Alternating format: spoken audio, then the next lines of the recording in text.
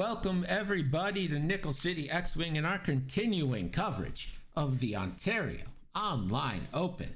I'm not alone today though. I've got a couple of Triple O veterans with me. Introducing Devin and Tim. Say hello, gents. How's it going? I think we're only veterans because we're old. Yes, that's what I was going for. See, I was we got old people commentating today. That's all we got. We've got both ends of the experience spectrum. Tim's gone 5-1, and I've gone 0-5. So both of us putting up an impressive effort. I'm at 0-5 from you is actually. I'm not upset, Devin. I'm not upset. I'm actually impressed. Yeah, you had a tough pod, though, man. You had a tough pod. You had a lot of really good contenders in there. I would say 4 close games. Okay, really good. Just one of them was not close at all. Well, speaking of close games, boys, I mean, I don't know if you guys are seeing what I'm seeing, but I lost count of how many ships are on the board right now. I think there's 35. Is it 681? You said? Yeah, I think that's particularly right. Okay, how many named pilots do we count on the board here? All right, going through 0. Going through There's it. no named pilot. 0. Yeah, none. So we are looking for the ace on the board. There are no aces. This is an aceless match. Swarmy against Swarmy, if you will. I will have you know that there are 3 aces. There are 3 aces on the map right now. They are Cartel Marauder 1, 2, and 3. And 3's after my heart with his Contraband Cybernetics. So we have the ace of aces. Cartel Marauder 3. So we will have to follow him. We shall follow his career with great interest. So I'm predicting 1 forward from all the X-Wings and the Z. And I don't know what the scum does. Yeah, I don't fly Seeks. They're not great in my opinion. I mean, the Seeks are hoping for a better cannon. The Auto Blaster is an interesting addition. If Aaron can get those Auto Blasters into range 1, then that's a nasty 4-die attack.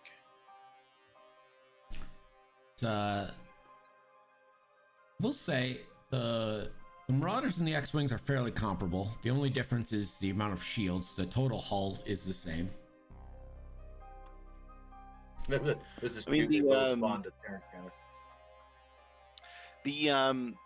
the Cartel Marauders are functionally missing the S foils that really make the X-Wing sing in 2.0. It's true. They don't have the S foils, but they do have Moxie. And I think that's worth at least 3 points. Man, that sounds great. Now, if only more of them had Contraband Cybernetics, I really enjoy that card, and it works quite well.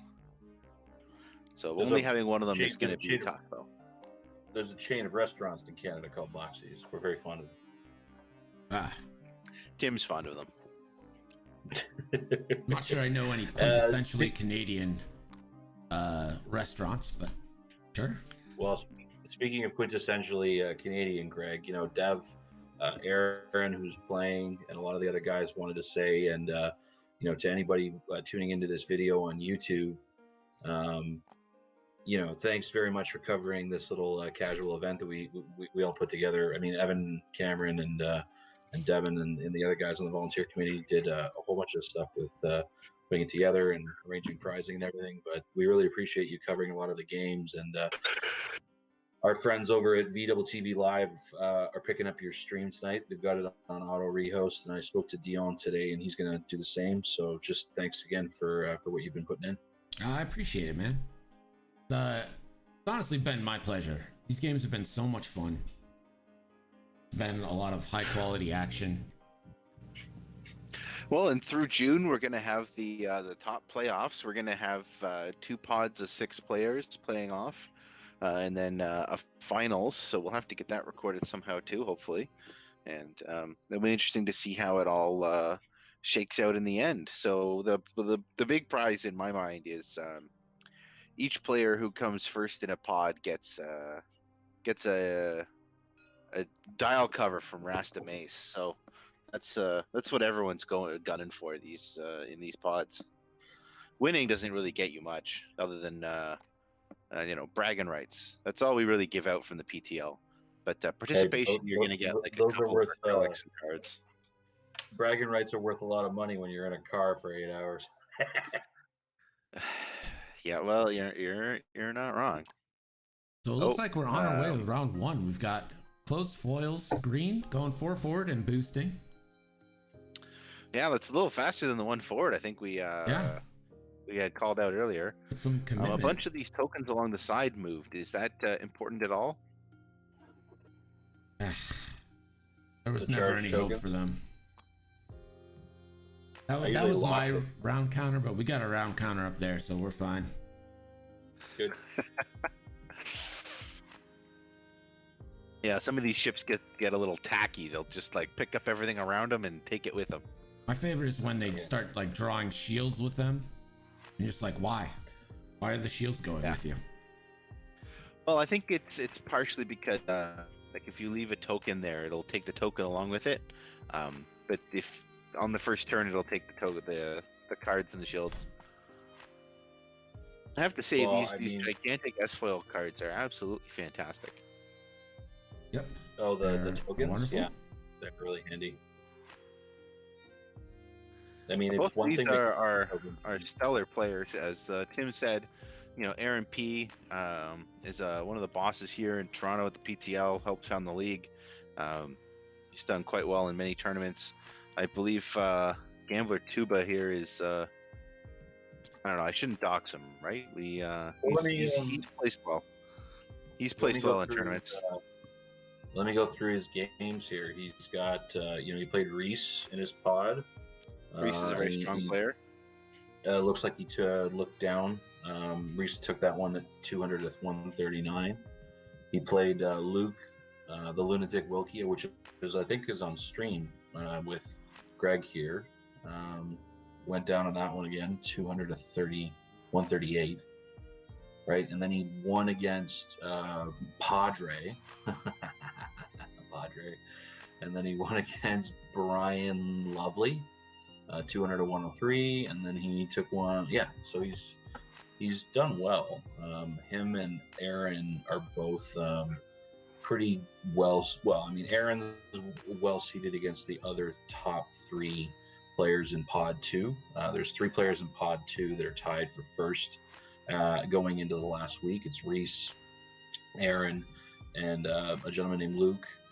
They all 4-1, and the spread between Reese and Luke at number 3 is about 200 MOV. So, one really good win, and you're top of your pod essentially. GamblerTuba here has got a solid 2-2 record. With 974 MOV. It's a good showing so far, and he's he's trying to see what he can do against Aaron here tonight. Yeah, I'm really looking forward to it. It's interesting to sort of see how these two players are approaching their initial confrontation with Gambler looking to keep his ships mostly together, and Aaron splitting his up to take advantage of some of those lanes. Maybe he'll engage, bring them both together and engage the center of Gambler's line there that's coming in, and that's going to be, we might get some pot shots next turn, but I think 2 turns from now we're going to get into the real meat of the first engagement and see how this game's going to go. Yes. Could you guys do me a favor and disable your cameras? On disable my camera where? On the meeting. Hangouts. We're too gorgeous, Devin. It takes precious bandwidth. Takes precious bandwidth from the screen. It's like the last scene of Raiders of the Lost Ark. We're beaming, and his face is. Now I got to figure out how to do that. All right. You just at the bottom. There's a thing. There's a little camera icon at the bottom. You just hit it. Bam. Camera off. Thank you. There you appreciate go. It. That better? Yes, that actually immediately fixed the issue. But so if you want, you can send me pictures. What you're saying is I was so beautiful that I was like just absolutely chugging the internet. Yeah, It's taking too much bandwidth. I'm not saying that I printed out your pictures and I currently have them on my ceiling above my bed, but I'm not saying that either. I'm in. Okay, I'd appreciate it if you did not say that, though, please. Sure, not saying it. So I don't know. I think Gambler's in a bit of the tough spot's the wrong word, but I think he's going to get strung out coming around those asteroids. But we'll have to see if coming around the gas clouds. My apologies, but we'll have to see if Aaron was close enough to be able to take advantage of that, because he's got a few ships in behind that and may end up straggling. So I'm thinking of Zealot 2 and Zealot 4 may not be able to make it in, and Bandit 2 might be a little slow to the party, just based on its proximity to the gas cloud. It might have to, engage differently than some of the other ones, and I'm worried that if they get strung out behind the front three, so the front three I'm talking about are Bandit 1, Zealot 1, and Zealot 3. So, those, if Aaron can effectively engage half of Gambler's list, with half of it not being engaged, that's going to be a great way to set up the coming rounds, or to like set up the engagement in his favor, I suppose. Yeah, I don't know, Tim, what do you think? Well, it's an interesting because K fighters are essentially just as unpredictable as X-wings. Their Talon rolls are a bit shorter, obviously, but they do have the advantage of those one hards. All 6 of Aaron's ships have a white one hard in both directions, and those can be just as precious as those long red maneuver turnarounds sometimes, especially when it comes to where you're putting your ships to block shots or deny actions. Okay, we got foils going down there. Green activating first. Expecting some action. Don't know if he's going to get it this round. Think, Deb? You think we're going to get range? If there's range, it's going to be some garbage shots at range 3. Yeah, obstructed even possibly with that rock in the middle. I think Aaron's going to try and take the middle. We'll see what happens. If there are range 3 shots, though, the 3 dice from the X-wings are much better. Sorry, what was that there, Greg? If there are a range 3 engagement right now, I'd rather be in the X-wing at the range 3 than the Sikhs. Well, the Sikhs are going to have more defense dice, right? And as Tim was pointing out, it's likely that those shots might be obstructed by the little rock. So I mean, he's going to be rolling 4 to 5 green dice to the 3 attack dice. So it's so Teal's bumped here, denied an action, possibly screwing up what he was going to do. Oh, you know what? He's got a perfect 2 bank the next turn. Never mind. Pink still got it. Okay, Pink opens foils as well, and bumps another bump. Okay. So almost definitely going to get obstructed shots from Pink on many of Aaron's ships. So we're going to see which pivot Aaron's going to make with the K fighters. Ooh. It depends if Aaron was aggressive and came forward like very this. quickly.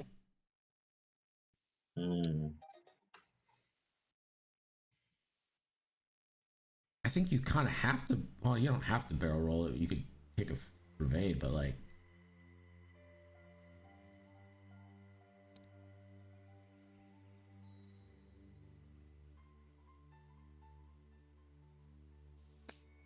I don't know. Like, Aaron's playing it safe, taking the evade, sitting out at range 3 or beyond. Like, he's not being too aggressive and trying to get in and get shot up by those ships. Gambler's doing a really good job of keeping all of his arcs together, which is really impressive, and so that he can get a volume of fire on any mistake that Aaron has. Any ship that sort of falls into in front of his formation is going to get hit by at least 3 arcs because he's keeping them so close together. And that looks like it. He beached on a rock. Yeah, you know what? The damage might be worth it. Aaron's going to get these K fighters into the fight here. They're at least a turn behind the Sikhs. Yeah, Well, I with one agree. eye, he's not taking the damage. Yeah, he's going to have to go for the long bomb from that one. That's good.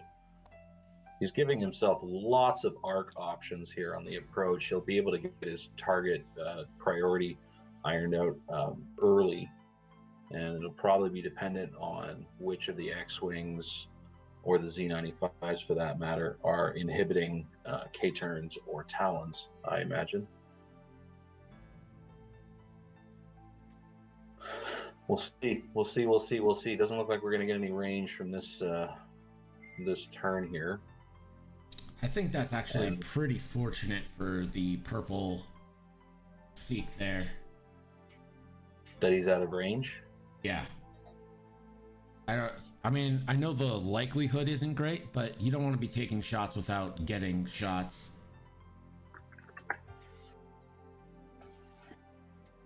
Also, I think it should be noted that if you're rolling 4 or more dice, the focus is more effective than an invade.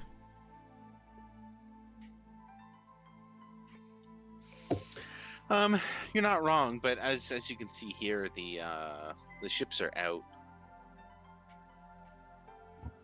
More to it than math wing sometimes. Don't tell me the odds. I think evades and focuses are essentially equal at 3 dice, and then afterwards you really want that focus. But hey, if you've got an evade, take it. Like why not? Yeah, basically, I think if you're rolling 3 dice, evade is slightly better, but not like appreciably. It's kind of like a focus versus a target lock. Mm-hmm. It's the same difference really, unless you're double modded. But at 4, then the scales tip in favor of focuses. So I think these K fighters are going to be coming in pretty hard here. Try and get some shots. He's gotta, right? Like those Sikhs are gonna get punked if he doesn't get in on Gambler's flank. Yeah, I agree. I think we might end up with a full-on joust this round. Just all 6 ships against all 6 ships. Be interested to see if there's any focus firing happening. Well, like I was saying, right? Like Aaron really wants those auto blaster Sikhs to be on the flanks, right? He really wants them to be sitting there, you know, out of arc of those X-wings, throwing 4 dice into the side of them, being really, you know, annoying and meaty and aggressive, and we'll see if he's going to be able to set that up. So, you know, certainly if Gambler goes all in on the Sikhs are going to be rolling, you know, big dice, and they've got the pilot skill parity, so they're going to be able to attack back if they're destroyed, and then he'll have the cartel marauders on the flank, and if he goes after the cartel marauders, then the Sikhs will be on the flank, right? Or if he just sort of like floats forward, he's going to have ships. It's just going to be a general joust. So we'll have to see in the end what they decide to do. Yeah, I think the one advantage that the rebels have right now is that they could potentially all focus fire on 1 or 2 ships, where the Sikhs and the K fighters might have to split their fire. Yeah, I don't know if that will be an issue past this turn. I think Aaron's going to be able to put his ships in a position that he'll be able to cover the vast majority of Gambler's formation when it engages, but certainly it's still possible for parts of his formations to be isolated at this point. And I don't know. I'm worried about those Sikhs. Like you really have to roll well with them, right? Yeah, they just don't pack a lot of firepower. And auto blasters are a nice tool, but it's not going to help you in this situation. Sure. I imagine Aaron's really going to be trying to get those guys into range 1, and we'll have to see if that's possible. Now, I believe Gambler has first player. Yes, Gambler has first player. Right. So his entire formation will move, and then the Sikhs will move. Right. So the Sikhs will be able to barrel roll, but then you're sacrificing an action, right, for that position, and you won't have your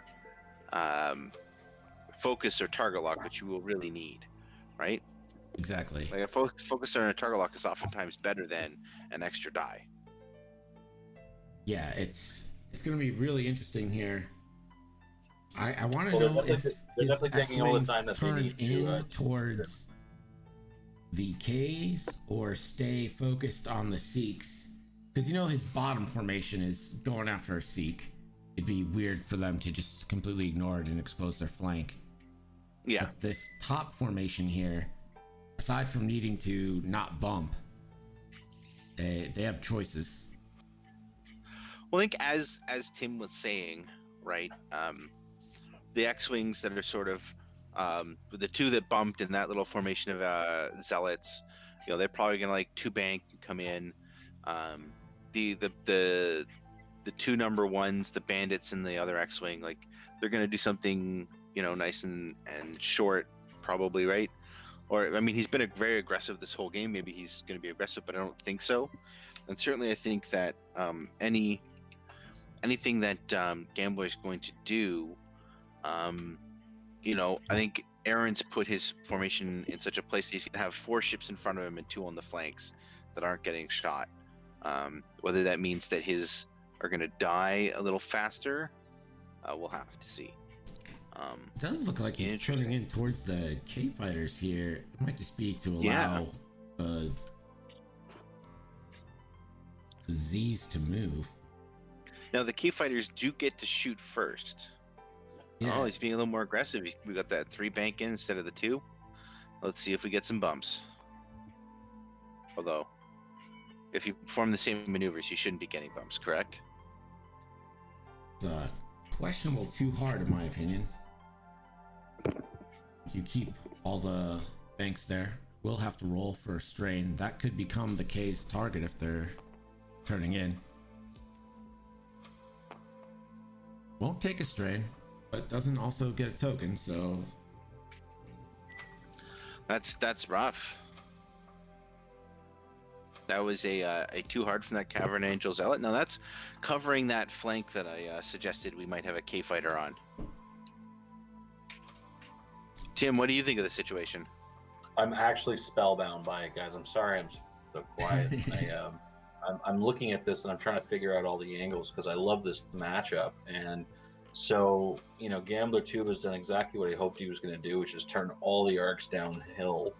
And he's going to prioritize the K fighters, I think, because he realizes they have more offensive capability and less defensive capability. And that might help GamblerTuba get a ship count advantage early, which is exactly what's going to sway this match, if you ask me. I think it's going to be the ship count. Whoever gets ahead down 1 or 2 ships and just can whoever can produce more red dice every turn, essentially.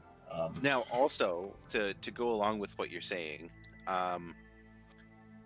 Gambler can also, because the K fighters are shooting first, and because Gambler's been able to keep his arcs together so compactly, he's going to be able to choose, right, which he can target the K fighter that has spent its focus on offense, and it's more likely to take a lot more damage. Now, it's interesting that it looks like the Cavern Angel Zealot number 1 is in the hot seat there with at least 2 bullseye arcs on it, I believe. Oh, that landed. Everybody clinch! Oh, wow. Yeah, range 2 is where Aaron really wants this to happen. Although I'm afraid that K fighter out in front, K fighter number 1, Cartel Marauder number 1, I'm afraid is not long for this world. Well, he's in 6 arcs right now. He's no bueno.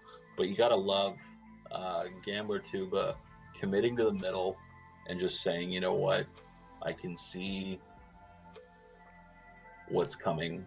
He's also left by leaving those Seeks, if those are range 2, he's put auto blaster shots where he can't defend against them.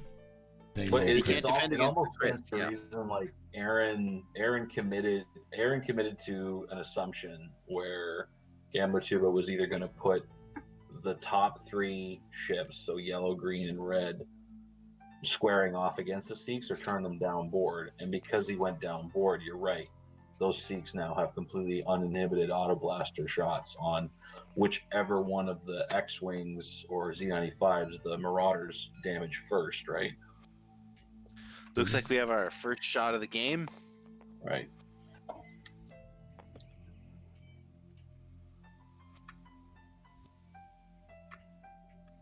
Going to debate whether to spend here. This is teal onto blue.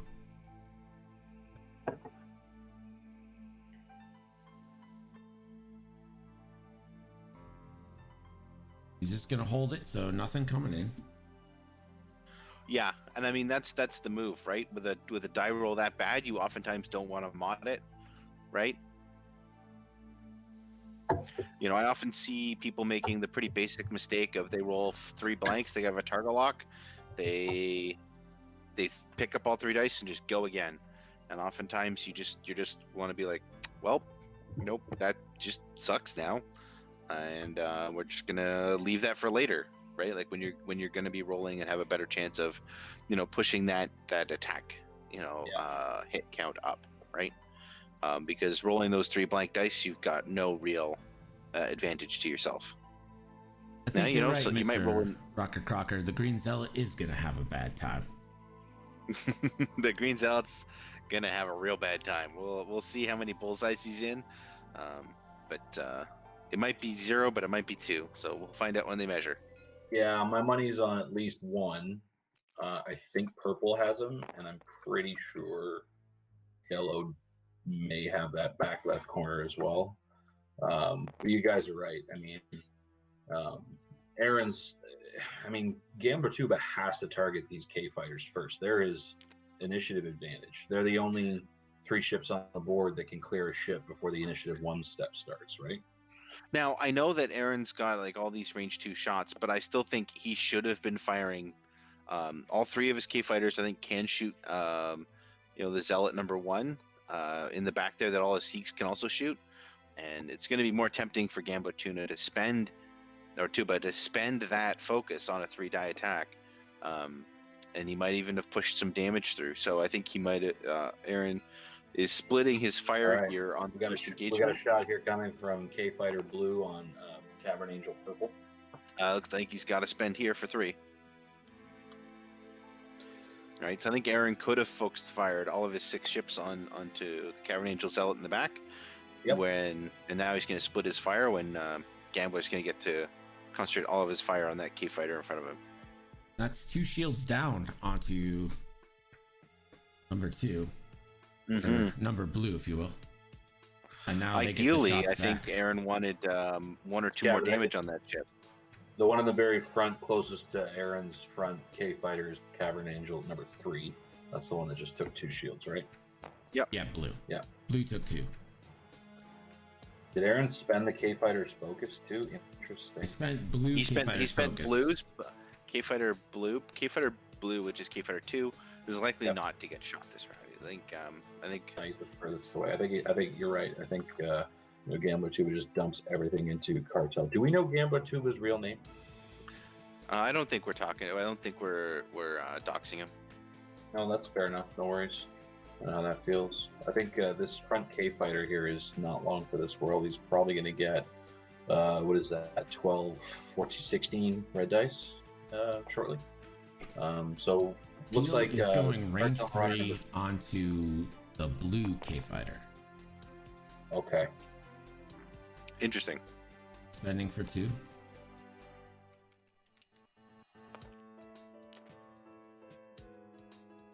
Two Evaded. evades. It's fine.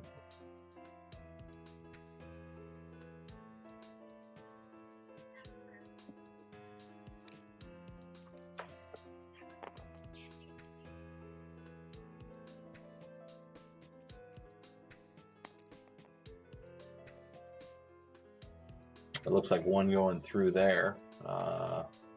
1 damage on one of Aaron's K fighters. So we haven't had a tremendous amount of damage go through from Aaron's 3 K fighter shots, have we? No, not a lot of damage at all in general. The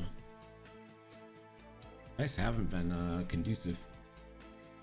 Okay, so what do we got? We got the very one at the back taking a shot now. That's number 2, the yellow one. All right. He's got no action from that cloud, so just the 1 result. Now Gambler is down actions, right? Because he did hit 2 clouds this turn. That's enough. Yeah, the gas clouds are proving to be relevant because they've denied precious focus actions so far. So I laugh at anybody who says that gas clouds have no consequences. I mean, they have less consequences sometimes. Okay, solid hit crit from a Z95 here. Might be the most damage we see in this whole round. Oh, 1 result. Is that the same K fighter that got shot at? Number 2, the blue one? Yeah, it is. We got a crit. The disabled power regulator, so after next turn, there'll be an ion token, which could be certain death. Well, it could also be very useful if that 4K fits, but, you know, here's hoping, right?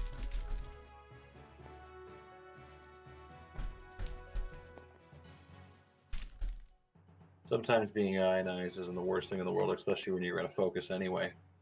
Oh, that looks like a auto blaster shot. No, that's green. That's one of the X-Wings still shooting.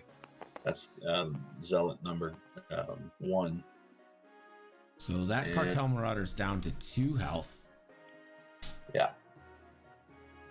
Yeah, solid shots from the X-Wings. Definitely put a lot of damage into 1. Would have been better for them if they cleared it. Have the Z95 shot yet? Yeah. So now it's the Seek's time, and I think we're going to be getting a lot of auto blasters here. Snap. All right. Yeah.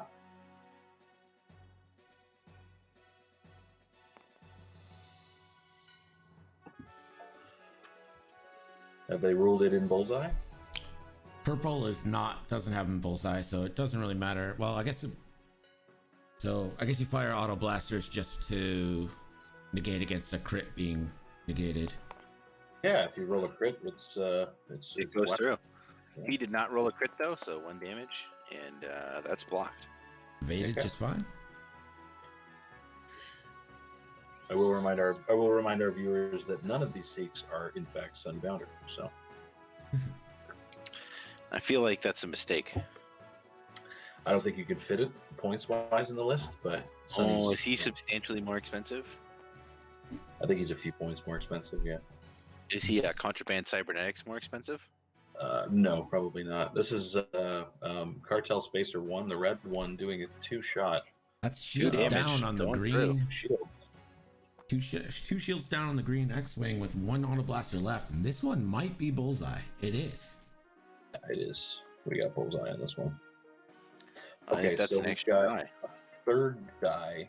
Yellow might be able to get points on the board for Aaron at this point. I think the Gambler's picked himself up half a cartel so far, but we'll get the points at the break.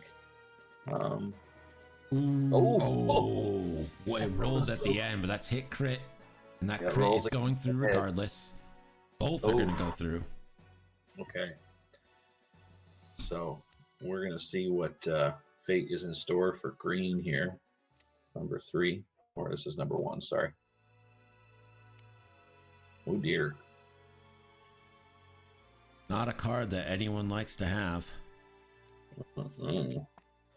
Okay, well, you know what, Devin, I don't know about you, but it's tough to call who made it out of that round in a more bang for their buck position here. I mean, I feel like Aaron took more modded shots to his positioning credit, but I feel like Gambler's definitely going to be able to capitalize on his ability to move his PS1s first now, because he's going to get to be able to do his turnaround moves and Aaron's going to have to try and guess where all these X-wings and Z's are going Yeah. before his entire list moves.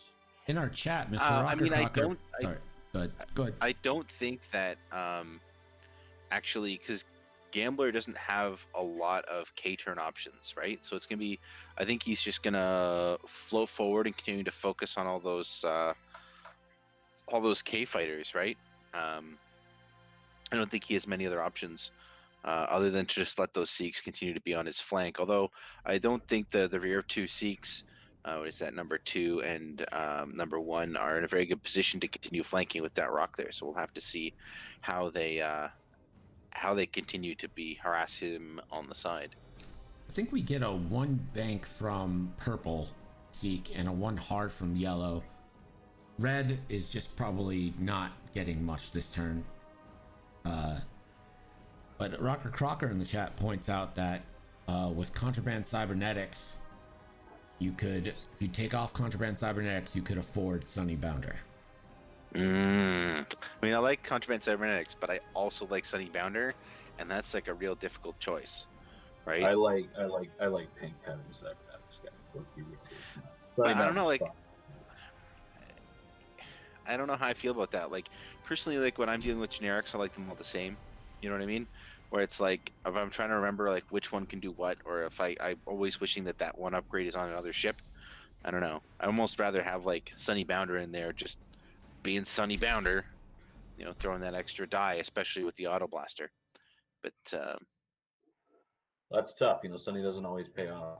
It's true. no, It's true, he doesn't. I think having Contraband Cybernetics on one of your ships isn't really that big of a deal, especially if you're flying basically a swarm. Like, it's not a game changer until the end of the game, and if the end of the game is mattering, it's or if that's your ship at the end of the game, then yeah, it's a great choice. But Sunny Bounder might play a little more effect before then. Cool. you know, he's fun.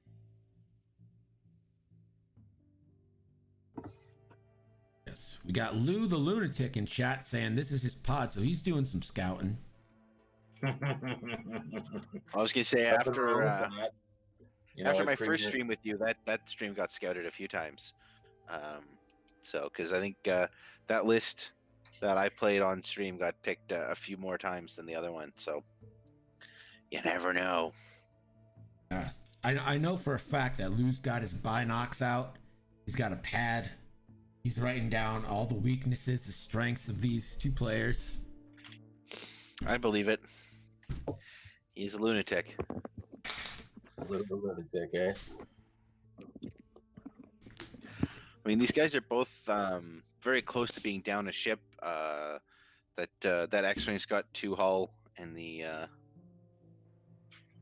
that K-Fighter's got 2 hull, right? So, you know, it's they came out of it pretty similar, right? Because only the front X-Wing only lost some shields, so I think they're still fairly even. It's the game's still fairly evenly matched. We're gonna have to see whether Aaron's envelopment can overtake Gambler, or whether Gambler's gonna punch through. Yeah, fair and call. we got 3 questions in chat. Is this a round-based match instead of time? Yes, it is a 12-round match. We're currently on round, I believe, 3 or 4. 3, yeah, I 3. think. And then who is doing commentary? Well, it's your favorite Greg, and also we've got Devin and Tim from the Triple O. I'm gonna call you the committee. Sure. The Triple O I can dig committee. Yeah. Here. And update on challenge coins. I have not heard back from Curled Paul Creative. He's making masks and PPE right now, and you won't hear back from him for a while. So until I hear back from them, I don't know about the acrylics, and until I get some money, I can't afford to buy the minimum amount of ones for metal, because that would be several $100s to do. Yeah, the challenge coins are expensive. Okay, looks like we've got a tap, and we're ready to go on this turn 4 here. They just turned it to turn 4, Aaron. You don't need to turn it to turn 5, dude. Step away from the round counter. Good man. His little hand hovering over the round counter button. TGS is so funny. Okay, so as we said, Gambler's going to be able to move all of his ships before Aaron actually gets to react. So we'll see how Aaron's done with calling the moves here. Looks like we're putting green with a boost for the following turn's turnaround. I like that instead of a 2-bank. I really like this. I like what he's doing here. He's getting blocks. Yep. Yeah, he's trying to deny actions. It's just whether or not removing those red dice from being thrown will result in Gambler being able to sustain his ship count. That's going to be the question here. But what I like to see is that Gambler's using green, which is the most damaged one, as a blocker. But now blue or purple, whatever color that is, number 3, Cavern Angel in the very middle. He's the damaged one as well. So we're going to see what happens with him this turn. But, I mean, to your point, boys, there we go. All the X-Wings have focuses now, right? Yep. I love this move. I think this is a great move here. Definitely pivoted the whole wing towards the rest of the cave fighters, trying to get as much arc space. So we've got a beautiful bullseye from Cartel Marauder. Do you focus? Do you target lock? I think that's a range 1 4-die lock. shot from that Cartel Marauder right now. Like that, that little seek on that spacer on the flank. That's a big hit. I got to point out as well that the Z95 that he's right in front of is also the one with the strain token still. I'm pretty sure that Z did a blue and just didn't remove it. Okay, well, we'll let them know that in a minute. But the spacer that was blocked by the rock, it looks like he's still got arc on the same target as the one in front of him. It's going to be close, though. My word. And I'm wondering if Aaron's going to be able to pull off these 2 1-hards without bumping, or whether or not he did something else with yellow and the Marauder 1 on the far left here. So let's see what he's doing with this final seek here. Yep, 1-hard does bump. Okay, well, he still maintains bullseye on the damaged Cavern Angel Zealot. I think green's a damaged Cavern Angels, but he probably has a range 1 auto blasters, not in green's arc. Blue... Right, but number 3's lost his shields. Yes, right? yes. Number 3 has no shields. Yeah. So now we gotta see what these K fighters do. Got a bump from damaged K fighters. Yeah. I don't think there was anywhere that Aaron could have taken his damaged K fighter where he wasn't going to get finished off. So hopefully Aaron gets some dividends for his investment before this K fighter goes down. Well, he's has it. What? Oh, the hurt one. Okay, right. Yeah, I don't know. I think he's doing okay. He still gets to shoot first. It's just unfortunate he didn't get to get into the middle and bump blue there. On the other hand, he does get to shoot blue. And blue's got shields down. So it's going to be unmodded, but he's going to be taking 8 attack dice, and that's oftentimes 4 hits, and he's going to be rolling on average 1.3 evades. So we'll have to see. Well, ideally here, if Aaron can clear number 3 with his K fighters and let the Seeks go after something else, I think it stands to reason that Aaron could lose 1, if not 2 K fighters this turn. Let's be real here. It's only going to take 1 or 2 shots to finish off the damaged K fighter, and then you still got 2 or 3 shots on the other one. This is blue on blue violence. 2 hits coming in, 2 evades. No. That is okay. Let's see what happens with pink here. Twins cannot, bear the other to live.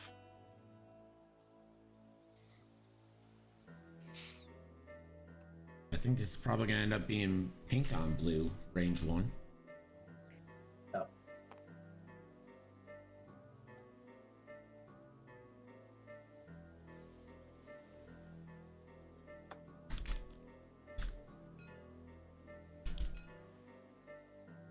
Okay, range 1. Pick on blue. 4 dice, unmodded. See what comes up. Just 2. So Aaron's rolls have been perfectly average, and there we go. Is Gambler going to spend that focus? He's getting half health on his X-Wing either way, so we'll see.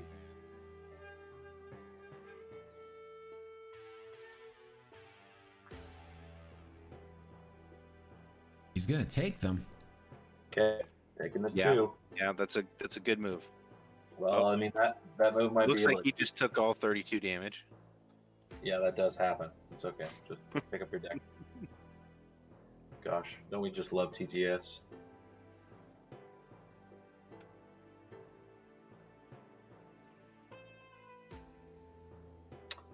I think we're probably going to get the same shot here, range 1, from the Marauder that bumps at the back there, number 1, on the same target.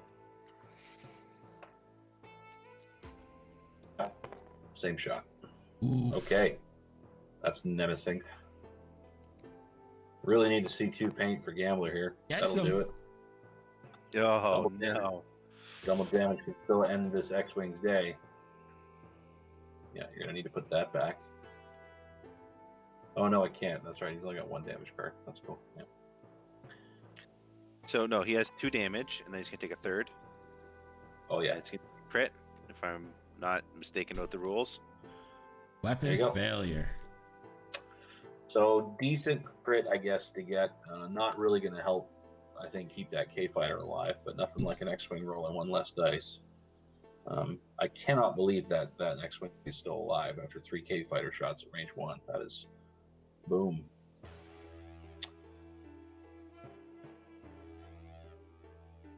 Okay, so the initiative 1 step begins, and So this is gonna be blue on blue. yeah, No, that's really a shame. Those natties really kept that X-wing alive, and he didn't have to spend his focus to stay alive. Oof. And that's blue on blue now. Blue has a weapon failure, does it not? was that blue shot? Yeah, that was. Hold on, I'm gonna tell them that. Yeah, they're gonna have. Hey, reroll them. before you remove anything, blue has weapons failure, so it's too many dice. We'll get a reroll here. Definitely not as good, but it still has the focus token, so he can spend it. Yes.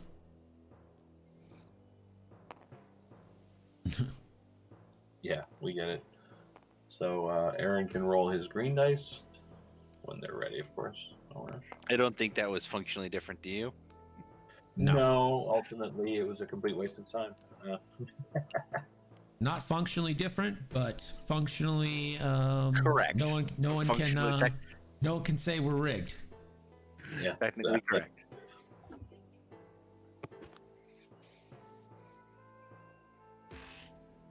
The blue is off the board. Yeah, we expected that. Now he's going to start to work on the next one. This is pink on pink.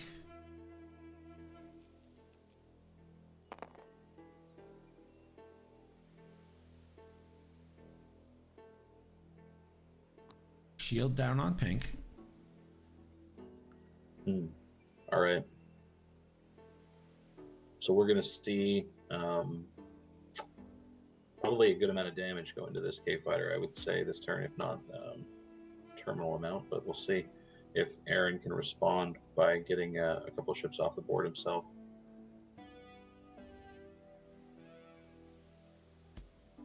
Yeah, the X-Wing positioning or getting player 1. And this has been big. Okay, 2 hits from the X-Wing there. Couple's average on defense.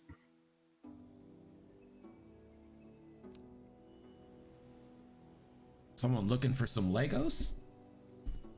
Yeah, looks like it.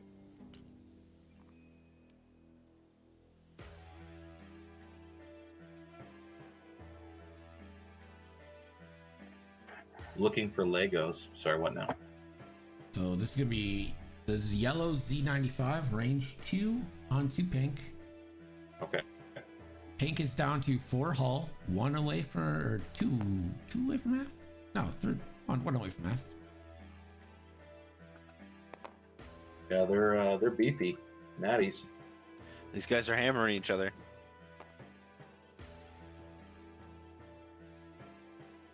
Now I think it's the Sikhs. The red Sikh does get a range 2 onto teal, very edge. That is toy like a toiger. All right, let's see what red can do. And now because he is out of arc, right? Yep. Crits go through, but he's not in bullseye, so he does not get the extra die. It's also, I think, unfortunate because Aaron took the target lock on Bandit Squadron 2, which he does not have an arc, so he's got to shoot a target with no mods. Yeah, just whiffs. All right, so 2 more Sikhs to shoot. I think yellow is probably going to try and finish off blue here, number 3. All he needs to do is roll a crit and it's over. He said it still has a strain token, so I think he thinks that it has a strain token. If he thinks that, that's on him. Did he do a blue, or did it get shot at? Yes. No. He didn't get shot No, at. he didn't get sure. shot at. If it didn't get shot at and he didn't do a blue, it's still got that strain token. Yeah, fair. I just think he might have done a 1 bank, but no, the 1 banks aren't blue on the Z95s, are they? They are not. That Yeah, must have been it that's it. then.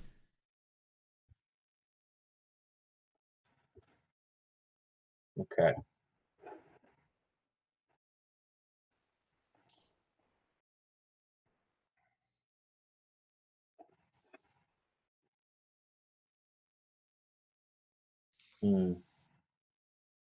I think both of them are going to take a very good moment to look at what their actions and strategies are for this turn. GamblerTuba has already set 4 of his 5 dials already. Aaron has set 4 out of 5 of them. Aaron's actually ready to go. Never mind. So see, this is a very important turn, but if we've got nothing to talk about because we're going, then we're going. Well, you know what? All we'd be talking about, Devin, is speculation at this point. These 2 players are obviously well into this. I mean, this has been a really interesting approach, and I've never seen that many ships engage that closely, and there still be that many actions to go around. Like, really, we only had how many actions denied in that turn? 1, 2, 3, 4. Okay, yeah, so a third of the ships got their actions denied. I don't know what I'm talking about. There's not a lot of room for these ships to turn around this move either. No, I was just thinking the same thing, Greg. Cavern Angel number 4, his 4K is blocked. I think his Talon roll left is blocked. So I don't know why you would Talon roll the other way. The Z95s, yeah, Bandit Squadron 1 can turn around. 2 can probably do the 3K. And then Cavern Angel Zealot number 1, the green guy who's bumped into the K fighter, he could probably do a turnaround move easy enough. But I'm worried for Zealot number 2 and Zealot number 4. I don't know how they're going to get out of there in any kind of, I mean, they might just do 1 forwards, right? 1 forward to victory. You might have to. Like, we could end up in a huge cluster right now. I think we might see a lot of unmodded shots at just opportune targets this turn instead of something coordinated.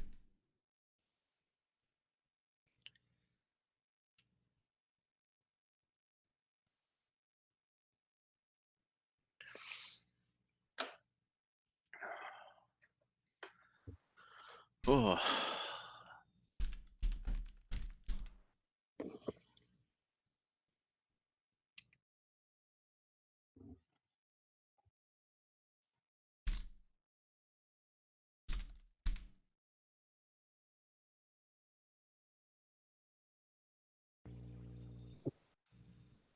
Are you guys still there? I had a bit of a silence. Yes. Yeah, I'm sorry, guys. I apologize. I'm not used to casting anything when I'm not sitting next to somebody in a microphone. It's tough to stay focused. I got to close down some of this other stuff that's going on my screen here and just focus on what we're talking about here. Yeah, no kidding. You gotta focus on your casting. Can't be looking at your phone. Can't be looking at the chat. But I don't know. I thought we were we were talking about how they had all their dials set and ready to go, and now it's not. Now it's taking a little while. There's Aaron ready. I've And, definitely gone past. I've definitely gone past the point of being able to guess what's going to happen next. These guys are having a good one here. Okay, so Z95 here turns around. K-turns never take ships quite as far as I think they will in the digital format. No, I agree. It'll be interesting to see if Aaron will keep being able to get these side shots with his Seeks. I don't think he's going to get any this turn unless the remaining 3 ships on Gambler's side did in fact do all the 1 forwards. But I think that the Zealot number 2. Oh, never mind. He turns in, going for a block there. He could probably get a double block there all the way around. This is going to be interesting. I really want to see if Aaron called this and turned all of his ships in. And Bumperoonie.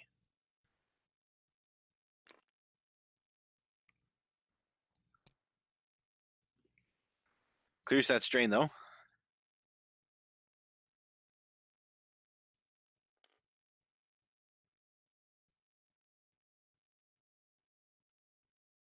Yep. This is really, really, really, really close. Like I'm shocked that some of these are clearing here. I'm zoomed in all the way as the observer here. Number 2 is just really, really close to the Marauder behind him. Definitely This is Gambler going to just trying give to get a range 1 auto Come blaster up, shot, double modded on yellow from red coming up. Yeah. Yep. That's might be enough to pop that Z in 1 shot. That's gonna hurt real bad. Yellow here going after the damaged green one. Thinks to himself, listen, even if I get blown up, it's initiative 1 step. I get to take you with me. And I'm deadly curious what pink did. Ooh, this one's going to get a shot on either red or yellow. And then pink bumped again. All right. Looks like they're going to try and just. This is like Bart Simpson and Lisa just walking right at each. I'm going to go like this. If you get in the way, it's your own fault. Just swinging their arms. Exactly. Yelling slap fight. All right. Well, the Z95 cleared its strain token at least. Look at this huge traffic jam. That's a good one. It's a good one. All right. Well, the 2K fighters get to shoot first. They're going to probably try and kill the Z95. I mean, do you leave the Z95 alone and let the spacer do it? Who else? Can It's a Z. Don't you should only shoot the Z's if he's got 3 arcs on him and he can take it off a board, right? All right. Looks like we are shooting the Z's, and that's because he's got 3 arcs on it, and I think he can take it off the board, right? Especially with that double modded auto blaster shot that's going to be coming in. Well, that's hit crit there. And that's 1 shield. So every shield he takes off that Z means it's more likely to get, absolutely murdered by that Seek. Yeah. Well, I think that Z is probably still going to get the fire, but we'll see. Hey, this K fighter might roll hot, and I might be silly. We'll see. Nope. Just the one of my kingdom for a focus token. Goes through though. Yeah. Two shields, half health on that Z95. All right. Yep. Aaron's not leaving anything to chance. No, and rightfully so. I mean, there's target priorities to be had here. Okay, pink gonna shoot at red. Yep, try and get him to spend that focus. Zealot 4 shooting at spacer 1 here.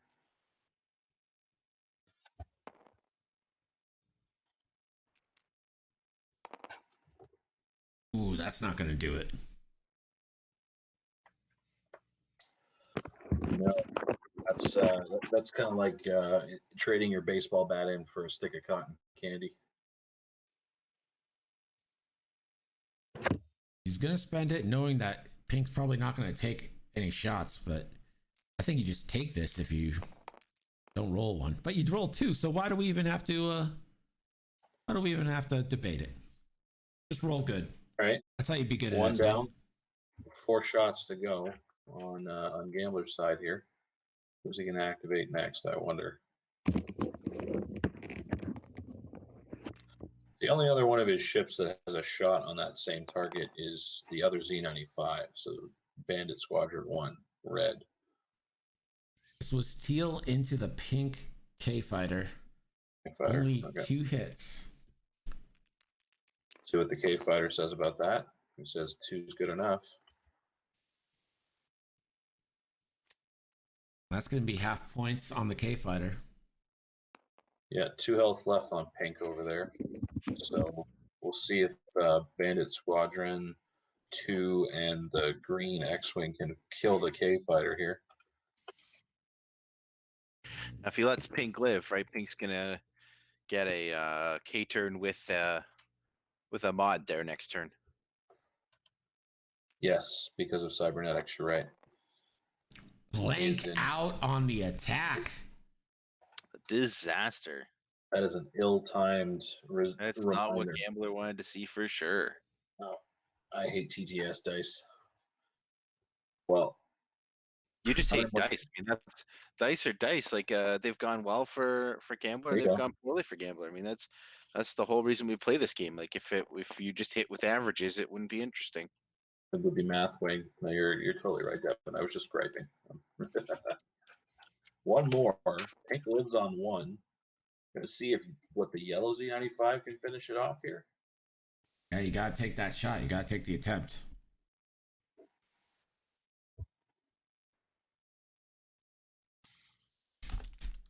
Who's shooting here? This is is the the red Z95. Z with 2 focuses, but he's stressed, so he doesn't have a token. The pink K-Fighter lives. Unreal, he'll get 1 more shot next turn. Yeah, with a focus or a target lock, we'll see. Yeah, danger about having those PS2s on the board is if you don't clear them, to just get 1 more shot next turn. And that's what's really gonna help. Let's go see what Aaron does with his Seeks here. Yellow gonna try and finish off green with the auto blaster cannon, I assume. No difference. No He's difference. facing him. 2 shot, 2 dice either way. Safe. It's an auto Yeah, I blast, thought- just fancier. You may as well use it. You paid those points. Yeah. Purple should get a range 1 auto blaster bullseye shot onto teal. And red, of course, has that double modded shot in bullseye. Yeah, I don't know which one I'd take first. Aaron's probably salivating over the imminent destruction of a Z95. But Gambler really needed to get that K fighter off the board. yeah, you really need to sneak that 1 more in there. Just need to sneak 1 in there, but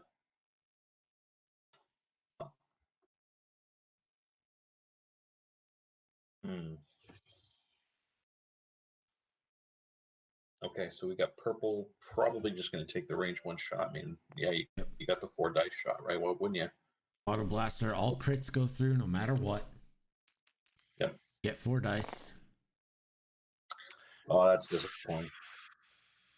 Focus for 4. He doesn't It's, have a auto focus, dead. unfortunately. Yeah. All right. Well, let's see if Cartel Spacer 1 can finish. Oh, I thought off that was the- red. Sorry. No, that was No. purple on teal. Sorry, Spacer 3 on. All right, here we go. Zealot. This should be a kill shot here. You want to hope it is. Yeah, he needs 4 paint, guarantee a kill here. Gonna have to spend that lock. Well, the not- focus and the lock probably.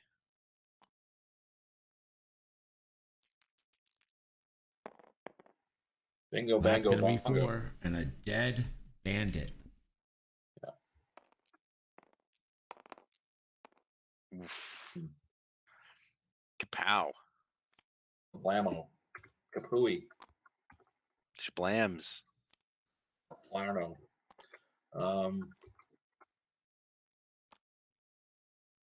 So that brings our score after that round. 81 for ThrowdownHorton and 57 for GamblerTuba. And this is entering round 6.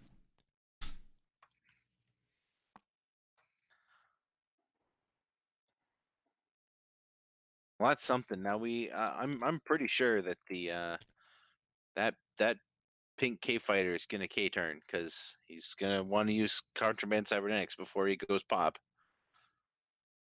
100%. I think you invest that points, you deprive yourself of Sunny Bounder. You may as well use it. Oh, here's a huge mistake I've made. Instead of GamblerTuba, I've had him as Gambler Tuna on the stream this whole time. You a fisherman there, Greg? No, I haven't been fishing in years. I'm pretty sure that I've made the exact same misspeak the several times. I had that. I Tuba. had Gambler Tuna on the overlay, Like the just instrument. broadcasting to the world that it's Gambler Tuna. The disrespect.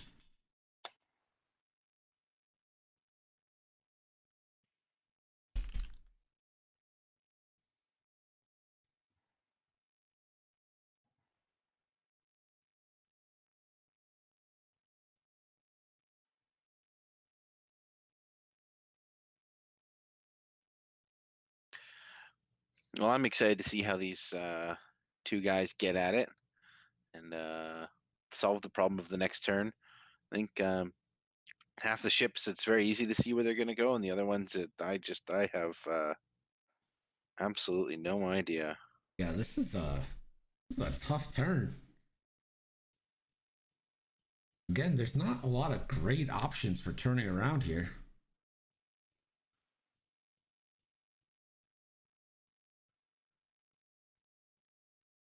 Well, you know what?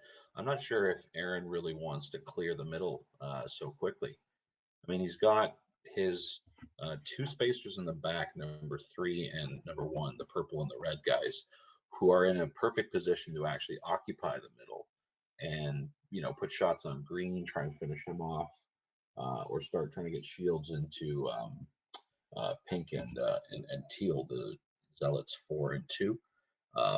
You guys pretty much already called what the 1K fighter is doing. I'm really curious what Aaron's going to do with his other K fighter, Cartel Marauder 1, the one that's not damaged. That Z95 that K turn is going to be coming in, and he's going to be getting a focus token probably no matter where he goes. But I just don't know where Pink's going. Zealot number 4, the one that's right smack dab in the middle right now. I think his 4K is blocked by that rock. So Yeah, I think it's I think so too. I don't think that 4K works for him. I mean, the only thing I can really think you do with Pink is park him in front of the Z95 and get ready to turn him around next turn. But I feel like the two formations have flown between each other, and they're now coming out the other end of the joust. And it's going to be interesting to see who retains actions and can push damage through at this point. All right, we get a tap from Aaron. He's ready for his opponent to begin moving all his PS1s here. So let's see what GamblerTuba, the instrument, does with it. Listen, if he wants to be 1,000-pound fish, he can be 1,000-pound fish. He could be. I mean, those things are delicious. So let's be real. All right. I was gonna say, Tim, you were making fun of my I don't know. I'm not gonna dox myself here, but you were making fun of my screen name earlier. But I will have you know, I got it from the same Wu-Tang Clan name generator from which Childish Gambino got his rap name. Your score right now is 81-57 in favor of ThrowdownHorton, and I believe we are on round 9. Yeah, I think we're about just ready to get started with the activation phase on round 9 here. We're just waiting on GamblerTuba to finish setting the dial for red. Yep, he reveals. Yep, does the one straight. Gonna get his focus. Round 9, eh? No, it's round 7. Round 7. IB. Oh, I'm blind. Sorry, guys.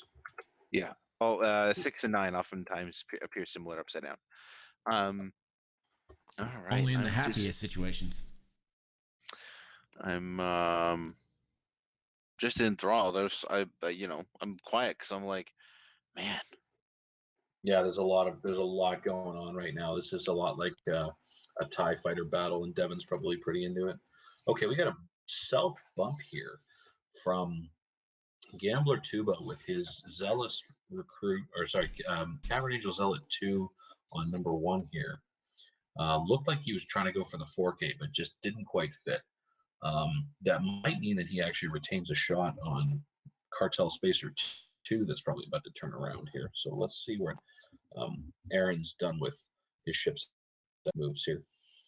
Okay, pink clears red. Nice move. Really close bank maneuver there. And we're getting a boost with no push for a focus. Okay. Turnaround move from yellow there. You know, if Cartel Spacer 3 turns down board, he might get a bullseye shot on number 4, but we're going to see. Nope. Went for the K turn with the purple. Gets behind. Looks like he's out of arc of Zealous 1 here, but we'll see. Nice calm bank maneuver from Spacer. Puts him right in the frying pan.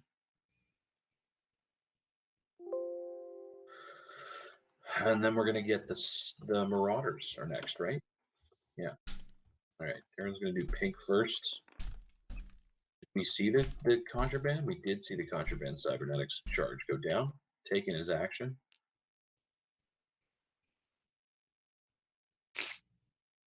No.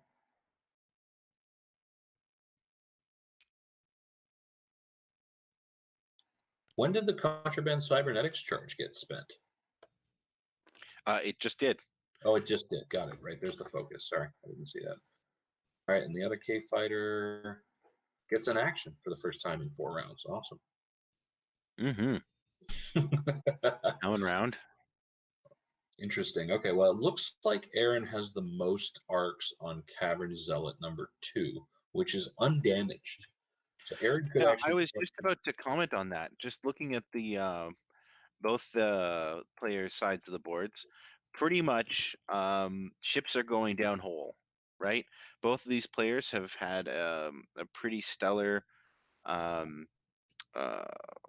forget what it's called. Like they've been able to concentrate their fire, and there's pretty much no. There's just one damaged ship on GamblerTuba's side, right? Like everything else has just been, they're taking ships off the board, right? Well, I This is think going to be teal onto teal. 2 hits. Teal on teal. Yeah, I'm going to try and put some damage into green here and finish him off. I don't know if he'll finish him off, but he'll make him spend the focus for sure. Yeah, I'm going to have to get the whole damage deck out of there, put that back. Good stuff.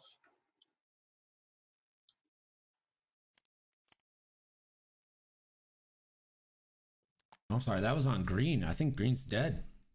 Yeah, I think you guys are right. That was on green. That was Cartel Marauder 1 taking a range 1 shot at Cavern Zealot 1.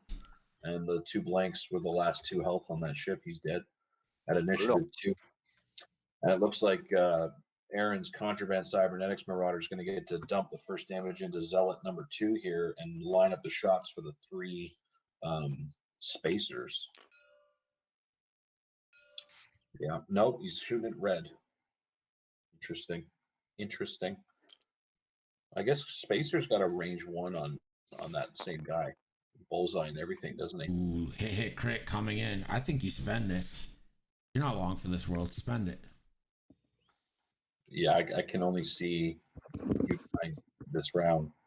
I don't know why you wouldn't spend that focus token to try and push the extra damage through, but let's see what Aaron thinks here.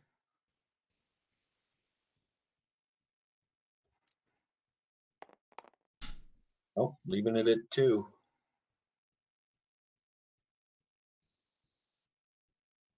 C95 having to decide to spend the focus token there. Oh, didn't roll the 3rd dice for range 3.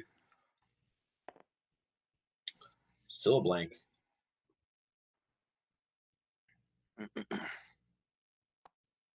The Z is going to take them both. Okay. Shields down on that Z. Z really wants to dump those extra dice into that K fighter he's got range 1 on. I think GamblerTuba realizes he's got to get his ship, he's got to get some ships off the board on Aaron's side if he's going to have a hope of maintaining the ship count race here. Okay. So this is hit crit coming in on the yellow Seek. Taking it all. That's enough to kill him if it's a double damage. Stun pilot. See if this one's double damage here. Nope. Lives for now. But is going to get to fire regardless. We have entered the initiative 1 step, so the spacers will all get to fire now. That was Zealot 1. I don't think Bandit should get a shot has here. another. He can't shoot yellow again. He's got to shoot the K fighter.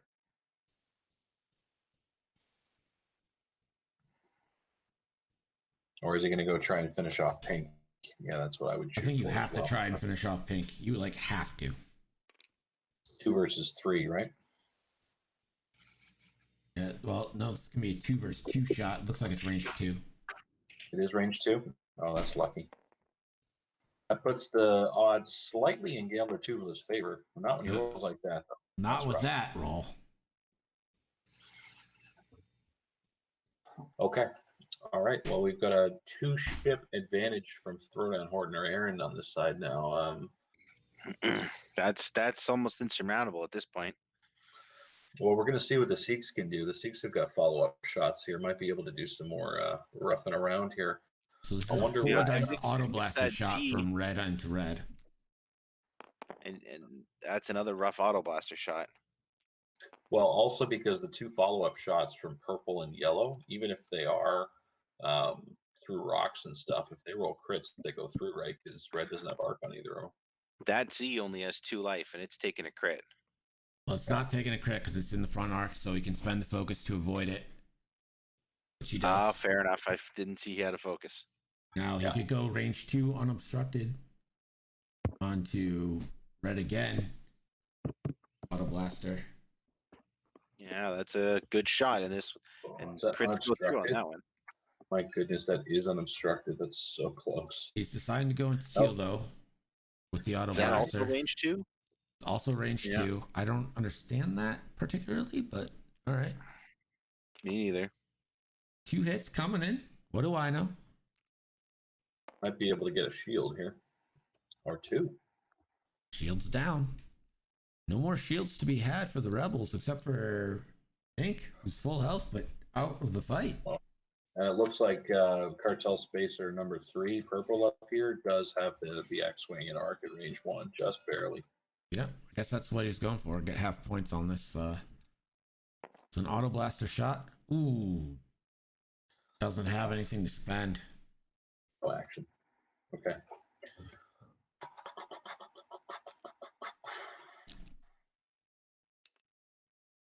Well, another disappointing round where Pink survives.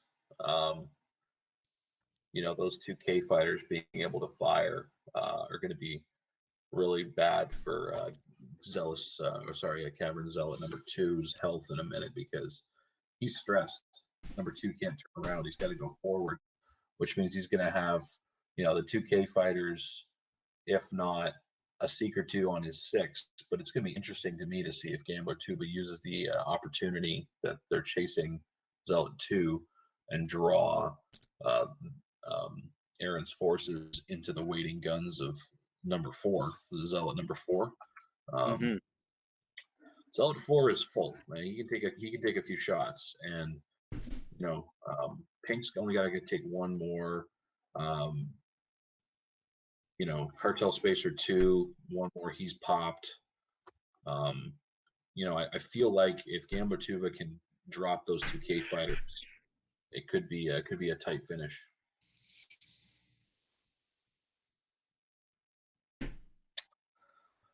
Oh, what do you do with that Z95 this turn? Do you just K-turn and block Pink and try and take a shot? This is going to be a tight one, guys. Quite like a tiger. All right, so let's see. Yellow's got the 2 crits, right? So stun pilot, if he hits a rock, he takes a damage, and he can only focus. He's got a damage sensor array. So All right. I'm not sure there's anywhere he can move where he gets to focus anyway. Yeah. I mean, you got to remember they're all initiative one. So at this point, when you've got a one health Seek, you're just like, I just need to point him somewhere where he gets to take a shot before he dies. Might just that's fair. Might just one hard towards um, Zealous Recruit 4 might one hard ship right, and then that might also block Zealot 2's blue 2 bank left, right? Well, that moves first. So rebels all move first. Yeah. I think the 2 bank is blocked now, regardless, anyway. Yeah, it is. There's no way that 2 bank's getting around there.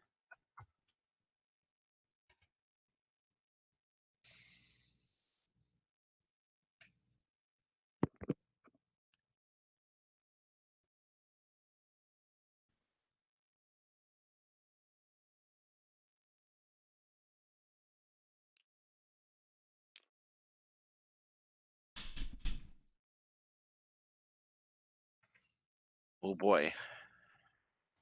Yeah, I wonder what you do now.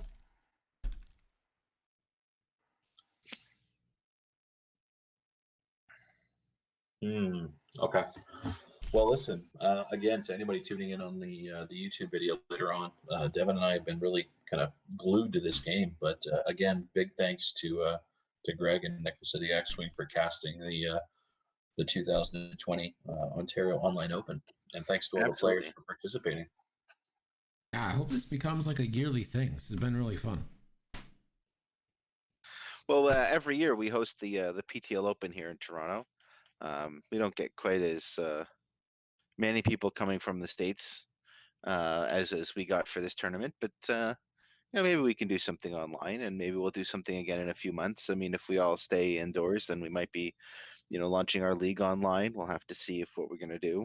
We weren't able to finish our last league, so we've got to do our top cut for that and see if the guys are willing to play that online. But not everyone is willing or interested in playing online, so don't want to force them to do stuff they're not interested in. I don't think we've been forcing anybody, Dev. I mean, geez, look, I looked at the ladder the other day, and we have 79 players registered for the event, and we've already got how many that have guaranteed their participation prizes? We're going into the last week of the Ontario Online Open, and we've got representation from all over the United States and Canada. New England X-Wing, we've seen New York, the boys near Philadelphia, obviously the Nickel City boys from Buffalo and NYC. I don't know where Idea Squad is from. They're from Sweden. Sweden, lovely. Idea Squad, lovely. Really? All right. And then we've got a bunch of representation from all over Canada. I'll get to those in a minute, but I see Team Texas in here. I see some guys from Atlanta, the Atlanta Hawks. Mad ups to the Atlanta Hawks. Right. There was a bunch of the Atlanta guys because they've got a little. Their group is really they pay attention to.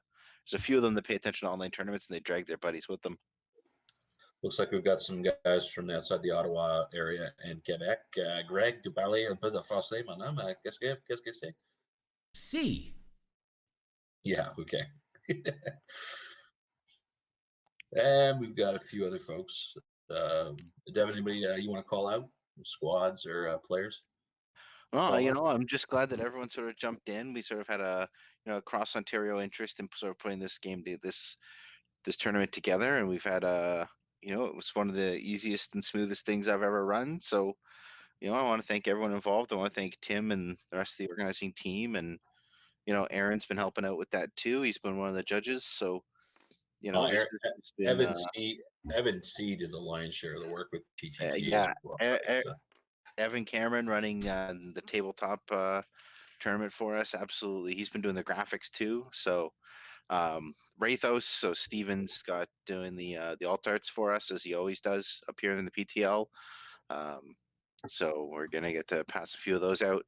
So it's gonna be we're doing the best we can to make a tournament like we would run it here at home, and I can't wait to have everyone back in person. But if we can't, then we can't, and you know, we'll have to keep finding ways to keep the community going and keep the interest up, and hang out with all the guys we like to hang out with. So Yeah, even if it's got to be a Google Hangout, it's nice to just chat with everybody.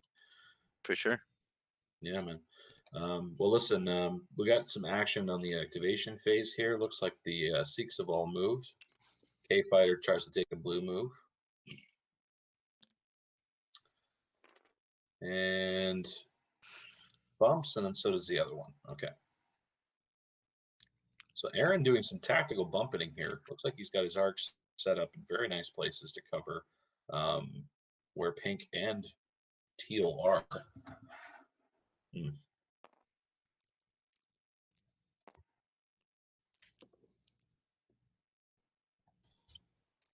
Is the K Fighters? Yeah.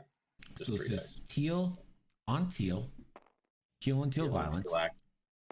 Teal and teal violence. Gotta love it. Just one. Goes through. That'll do it. It's half points on teal. Dice are not being kind to GamblerTuba today. It's funny, Devin, you mentioned Rathos. We should probably remind anybody who's tuning into this video on YouTube that if you haven't all by now heard, you can actually now get rules references in Yet Another Squadron Builder 2.0. Rathos has painstakingly used his support team, and it looks like they've all put him in there. And Rathos is he painstakingly used his support team. Me, I did that. I thought that might have. He did 75% of the work, and I was like transcribing some other stuff. So yeah, no, I just play it around. But seriously, all joking aside, Steven is horrendous at asking for any kind of monetization or support or donations. So if you don't know already, Yet Another Squadron Builders upkept by a great guy named Steve, and all you got to do is go over to Yasby and hit the donate button and show him some love on Patreon or whatever you got to do. It's buried, and it took pressure from Minox and from us to like even get him to consider putting a donate button on there, and then he buried it. And I would say just even the fact that he mentioned that it's there and that this took time means that this actually took time away from like real work he was doing. And if you could throw a few bucks Steven's way, it would be greatly appreciated. Yeah, I mean, that is a hell of a roll. Wow. To catch you guys up, Pink Cavern Zealous just died. Yeah. No, he didn't just die. He killed Yellow, and then Yellow turned around and killed the red bandit. Yeah. Oof. Yellow not going quietly into this good night. No, sir. That is one dead Sikh. Okay, so we got 2 X-Wings left. One of them partially damaged. This is going to be obstructed, no bullseye, but the crits do count. So let's see if he can roll one.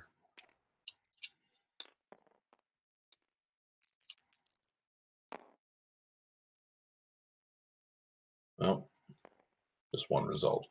Okay. And I'm sure that the X-Wing can handle that one result. What's he rolling there? 4 dice. Yeah.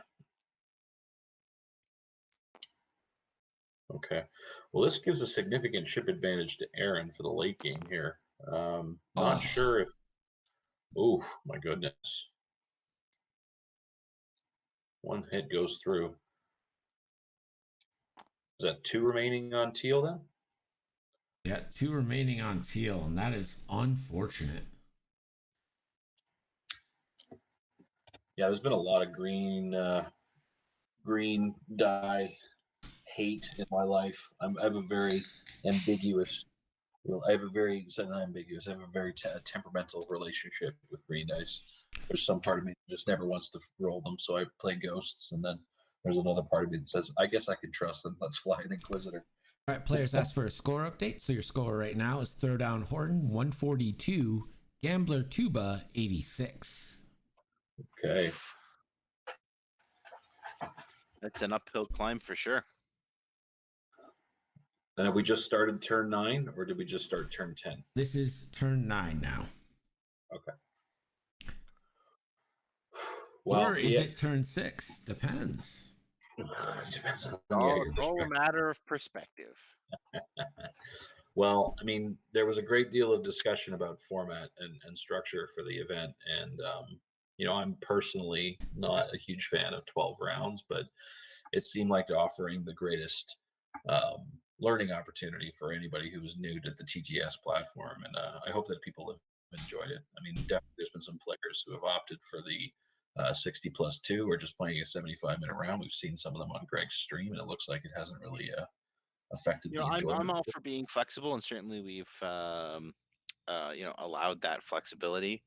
But 12 rounds is what you expect to see in a game. We get you a game, and I don't think reasonably you can expect an online match to go to 75 minutes, and then trying to whether we like it or not, we can't hold it's difficult to hold ourselves to that sort of a limitation in our own homes, whether it's like, well, you got to run to the bathroom or grab a drink, or you hold it's difficult to be like that regimented in your own home. And certainly I find that sort of needless constraints frustrating. And so we felt that 12 rounds was, I wanted a little more. I wanted 13. Certainly some people there, there's an argument for 15, but I thought 12 was too few. But it's ended up, it's been fitting quite nicely. Most of my games have ended up being about 2 hours, because I'm new to TTS, and I'm I can take my time and we can have a good conversation with the other player. And there's no reason for it to be as frenetic as a 75-minute tournament round. This is not a tournament setting, in a store where we have to get things done in 8 hours. This is No, a leisurely, casual game, taking place well, on a I Saturday mean, afternoon. I got to tell you, Devin, for somebody who's flown a 5-ship list in this tournament, it's been really interesting to see a lot of these games go to their conclusion, right? Because in a tournament setting, because you have to get it all done in 8 hours, you have to have the games that are 75 minutes or 60 minutes if you're from Durham. And, the point is that you have to be able to conclude the event in one day. When you've got the setup this way, you can actually have better quality games because you get to actually play them out to their conclusion. And there's no, like you said, you're not standing there having to go to the bathroom. But I think that we all agree there's no substitute for X-Wing, and X-Wing is a game you want to play in person with your friends, and it's a tabletop game. But it's been interesting. Yeah, to see but that's not what this is, right? Like, I'm not going to constrain people to, like, there are tournaments running that are running 75-minute rounds, and if you want to go and play in those, go and play in those, man. You know what I mean? Like, I wanted to make this so that it was easy for the guys who had, a lot of us are unfamiliar with TTS and playing online, and it's nice to be able to say, no, it's going to be 12 rounds. Now, I mean, if your game goes to 3 hours, I mean, like, that's a problem, and you guys are playing slow, but you still get the rounds in, right? And then hopefully players by the end of the tournament got faster, and players by the end of the tournament got faster. There were only, 2 or 3 of those 3-hour games in the beginning, and then those players learned and they got faster over the breadth of the tournament. Now those players who were, unfamiliar with the system and may have been intimidated from joining into a tournament that was time based online. Now they've got their sea legs, right? They're capable of joining in and jumping into those sorts of tournaments. So I think it'll be interesting to see going forward and see how the community adapts to what's going on. I know Canadian Nationals, sadly, pour one out, got canceled today. PTL was planning a big bus up to Montreal. Pour one out. Pour one out. Pour one out for the boys, guys. I believe we had booked the entire motel beside the venue. And they could be able to get that back. Oh yeah, Oh yeah, yeah. Yeah. Well, it was reserved, not booked. I suppose is this. No, I Yeah. booked it. Oh, you booked it? Well, I hope you get our money back, bud. Um, and Our money? No, it's fine. We got it back. Just don't worry about I'm pretty sure I gave you a deposit, but if I didn't, then whatever, keep it. Alligator arms over here thinks he could do it. But FFG Canada is starting to or SMD Canada is trying to figure out what they want to do online, or whether they want to do an online tournament or split up the tournaments or try to keep them separate or even have them at all. So they sent out a questionnaire today. There's a big shot here, Devin. We got hit crit coming in. Oh, Oof. two results. Crit's going through. So that takes it on the shield. Yeah. Lucky. Okay. What was that? That was pink on red, eh? Yeah, that was pink on red, and now it's Teal's gonna teal take a on home purple run. from downtown. I wonder what he. Yeah. Only 2 dice because his foils are closed. Yes, just the one result.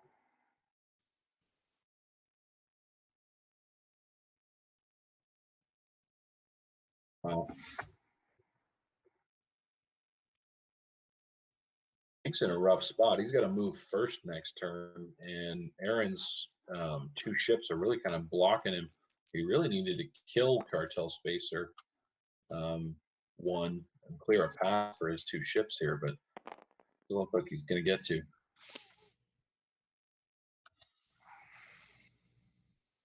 Okay. Time for Aaron's Seeks to see what they can do. We've established that Teal has red and arc. No, he doesn't. Right? No, he does. Yeah. The no auto blaster effect. Shane, you roll a crit. That crit can't be blocked, so it's going through. Could be a kill if it's double damage. It is not. It's damage sensor array. Oh, they did check the arc earlier. Okay, good.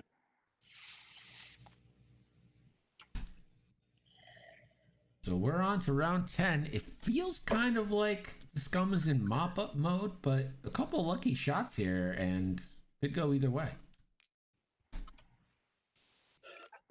Well, it's like we said all along, Greg. GamblerTuba's got to play the ship count game here now. I mean, he's got to be able to clear these ships. But the problem that Aaron keeps dumping at him is that those cartel marauders shoot first. I don't know how effective either of them are going to be this turn. Both of them look like they have to do a turnaround move. It's either going to be a K from 3 or a Talon maybe from number 1 here. I don't think a Talon's very advantageous because it screws up. What are we doing here? I think, I mean, Teal is stressed, so you have to get him a token this turn. You can't let him not have a token. So he's probably just doing a two bank or a 1 bank. And then you could probably get a K turn from the red Seek. Maybe like a Talon from Teal Marauder and 1 forward from purple. There's not a lot of great moves. The Seeks are in very good position right now to kind of close off on these X-Wings. Yeah.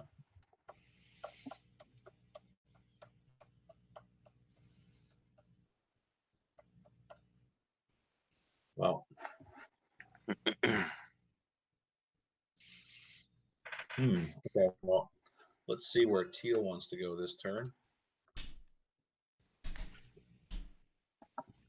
I think Teal did a boost last turn with a damage sensor array and then focused afterwards. Yeah, he did. I think he just picked up the damage sensor array this turn. Oh, he did? Okay. Yeah. Good. Get an overview here. I'm just going to zoom up my camera. There we go. Aaron's dials are set. We're still waiting on GamblerTuba here. Just waiting to figure out what to do with pink. It's a tough choice. I mean, you can turn pink, but then there's no guarantee you're going to get shot this turn. You can go for the Talon, but then are you going to get a meaningful shot with that Talon? I don't know, Dev. It's a tough call, man. You only got 2 rounds left, too. That point gap could close faster than you're comfortable with. Yeah, I mean, he's got to be aggressive and get guns on target and get any of, Aaron's hurt ships off the map, and so that means the Seek. So he's probably got to try and get his 2 guns, on one hurt ship. Try and get it down. Try and kill a ship around for the next 2 rounds. We're getting a Talon roll here. Yeah, that's what we were chatting about, right?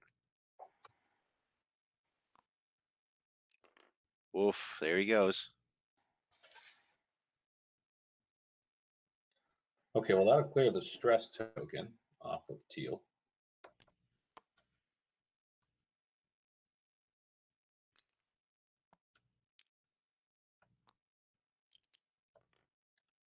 And then Teal just takes the focus because that's what his action is. And then Aaron's going to get his 1 Seek behind. No surprises there.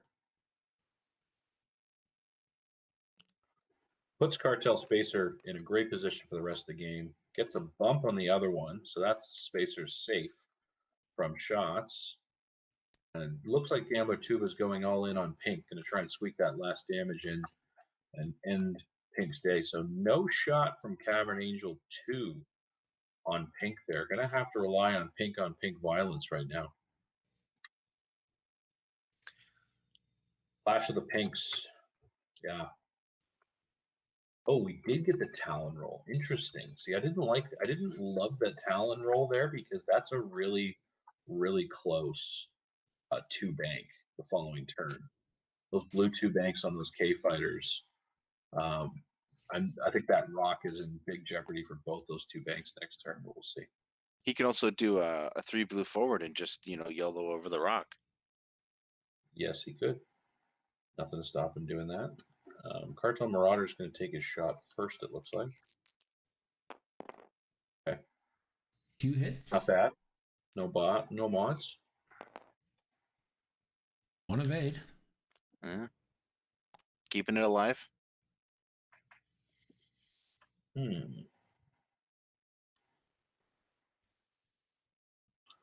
going to double down on the same target. Or is he going to shoot at Teal? Try and strip that token. I think he's going to go on the same target because he does have a lock. Yeah, he just have a lock from a couple turns ago, doesn't he? Yeah. Rerolling the 2 of them. Oof. Just 1. Good roll from the X-Wing. Okay. Let's see if Pink can put some more points on the board for GamblerTuba here, take us into an interesting final couple of turns if that's the case. So Pink on Pink violence. It's 1. Brutal. Just 1. 1 is enough to kill. Just needs 1 evade. Gets Bingo. it. Wow. That is really a pain in the zip me up. It's like we say, those K fighters are so annoying because they get to fire each turn, right? Red's going to get a follow-up shot here. Probably going to shoot the same target, I reckon. See if I think he probably goes into Teal to get Auto Blaster, make those crits unblockable. I mean, I'd take the 2 dice on Pink, but that's me. Yeah, he's going Auto Blaster on Teal. Okay, here you go. Nothing. From nobody. Okay. We're going back to dials. This is the penultimate round, round 11. So, Devin, I don't know if you're in the room or if you can rotate to see Cartel Marauder 1, the one who did the Talon roll. I think both of his 2 banks are jeopardy of that rock. I think he could 2 bank right. Yeah, 2 bank right probably fits. Yeah. And luckily, looks like Zealot 4 is in just as precarious a position, lacking a hard one. So, there may be a little bumping and grinding this round. I don't see a lot of ships with. I don't see the X-wings or the K-fighters getting many actions this turn. I think that red Seek is in the best position of all the ships right now, because I think we're just going to get a K turn out of purple. Yeah. And just a slow roll from the red Seek and try to plink some damage through. Aaron's good to go. Yeah. So, Devin, as going into week 4 of the tournament, just as we're going into the last couple of rounds of the match here tonight, Yeah. what have been your thoughts on where some of the pods stand? I think it's been really good. We've got a good mix of Ontario and Canada and international, and I'm excited to get it all wrapped up, get everything in the mail. We've got the one forward acrylics. I shared the picture, I think, yesterday in the organizers chat. They're looking real sexy. So for 2019 nationals, we made a ace maneuver template, the one forward, and we made a little ace of spades with the Canadian flag on it. So we're doing something similar. I think it's hearts, because we love you all, and we're gonna have a 000 little ace maneuver one forward template. So yeah, it's a nice little fun acrylic. I like to give out acrylic as participation prizes. For anybody watching who isn't aware, the tournament structure with the Ontario Online Open's a bit different. There's pods of 6 players. There's 11 pods, and the top Odds ranked of 7 players. Yeah, pods of 7 players. Sorry, and each top ranked pod player graduates to the 2 top cut pods. And then what I'm really interested to see, I do not understand this move at all. The wild straight card onto spot. Royd takes damage. Overall ranked players in the pod. Wow. You know what? I mean, I imagine he thought it cleared. Keeps his ships together, keeps his arcs together, and if he'd cleared, it would have been an all right shot, and blocks the other ship potentially, blocks the Cartel Marauder in front of him, the Cartel Marauder 3, and it's only 50-50. You take the damage. So Curious if Aaron's he was going over it anyway. Think Aaron's going to take a target lock with this red Seek? No, nope. He's going to give himself the bullseye. Yeah, taking the bullseye. I think he's still got a 2 forward without hitting that rock the following turn as well. Marauder goes to 2 forward. So I think that the pink X-Wing wanted to clear the stress and set up for a turnaround move. Done that. So you always blocked that the Cartel Marauder, range 1 of the other ship. Oh, no, the banks are blue. Okay. All right, so teal does not have arc on teal, so we're not going to get any more teal on teal violence. We got a 3v3 here. Shot through the rock for 3 hits. Good shot. It's a good shot. Yeah. 2 going through, and that's a dead X-Wing. The asteroid did a damage, and that's what eventually kills him. Damn. Well, I mean, Cartel Spacer 3 had arc on that X-Wing as well, but yeah, I mean, that K-Fighter had a good shot there. This is range 1.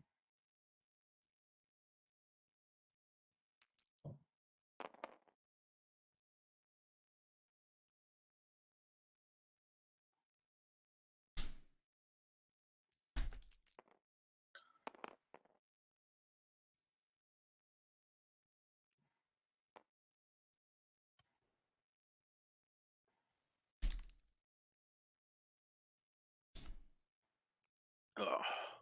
Okay. That was rough. Yeah, that was. My word. Okay. So we'll see if So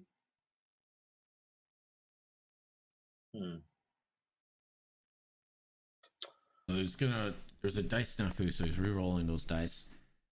Yeah, And I that saw that. is going to be much better. That could be a dead pink. He does get to roll 3.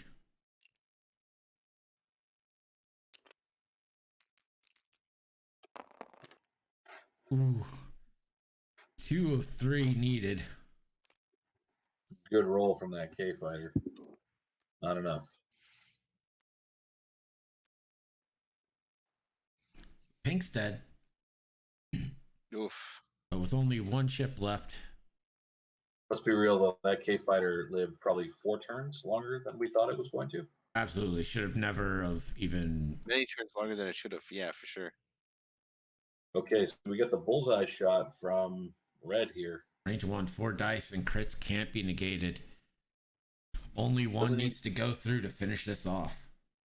Yeah, I mean, this has been a great match from both our players. Greg, thank you very much again for hosting the stream tonight and letting Devo and I cast our mates game here, and for everything you're doing. So hopefully you'll be around with us for the coming weeks for the Top Cut action. Yeah, definitely. Great, man. Looking forward to it. And we're going to the last round, so this game's going the distance. Oh, good. You know, there's nothing like commitment to finish it off, right? Like, I think it's an accomplishment to make it all the way. Yeah. 12 rounds isn't easy. I've had 2 of my games go all the way to 12 rounds, and it's been arduous to say the least. I mean, a tabletop match, Devin, in your experience, even with tie swarms, I know when you get down to 3 ship lists, what's the average round count of the tabletop? 8 or 9? You reckon? No, it's even now it's still up at like 10 or 11. Like 12 is 12 is pretty good, a pretty good guess. And then you know, like you as you said, 2 of your 6 games have gone to 12 rounds, and those are the games that need it, right? Those are the games that you and your opponent are throwing your dials down in the in the 75-minute rounds just to get through those. Like have like a 1 minute, a 30-second round. You're moving your ships real fast, right? Like those are the games where you're one or both of you are rushing to get squeeze a few extra turns in. So they're there for the games that need them. You know what I mean? Yeah, for sure. Aaron, taking his time with his dials, wants to make sure he gets it right.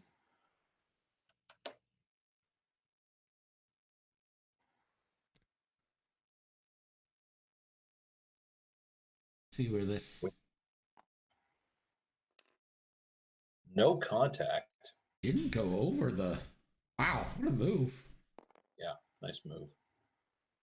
Gonna finish this off with some style. Purple's almost definitely gonna bump. The real question is, does purple stop teal from bumping? Ooh, 5K from purple right behind. Did not see that coming. I think we'll probably get a barrel roll here. No, last round you just focus. Oh, doesn't bump. Everybody. Oh no. Oh no. Teal Zealot. That's so rough. That is like 4 pixels wide, man. Jesus. The one space you don't want to be. Oh, brutal. Range 1 to end the game. Comes the space there. The Marauder doing his marauding things. I don't know why you wouldn't take a target lock, but all right. No worries. Only 2. It could be avoided.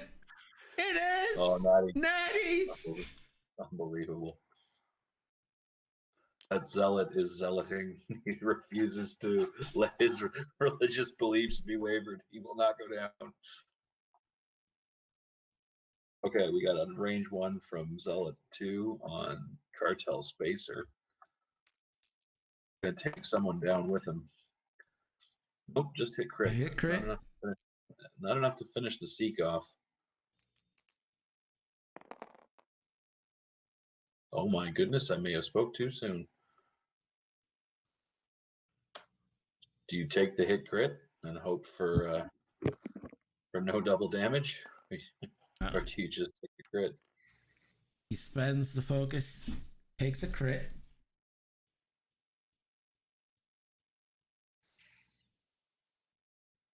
Just crit is.